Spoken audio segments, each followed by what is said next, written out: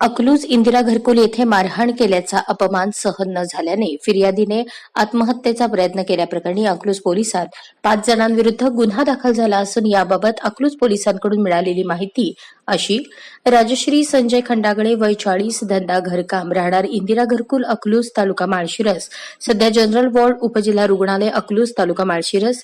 समक्ष येऊन विचारल्यानंतर त्यांनी सांगितले की पती संजय आणि त्या असे दोघेच राहण्यास असून पती अकलाई घाट येथे चहाचा गाडा चालवून त्यावर मिळणाऱ्या उत्पन्नावर घर प्रपंच चालवतात.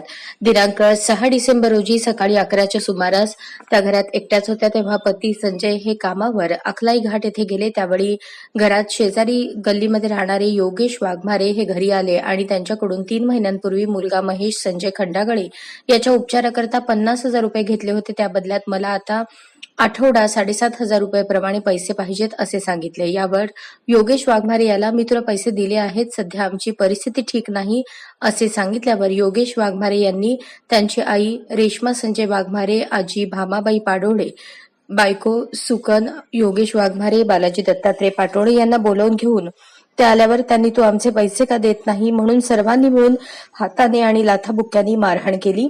त्यावेळी ओरडण्याने शेजारी राहणाऱ्या हिराबाई वाघमारे, सुमन मोरे यांनी त्यांच्यापासून त्यांना सोडवले आणि घरात जाऊन पती संजय खंडागळे यांना फोनवरून सर्व प्रकार सांगितला.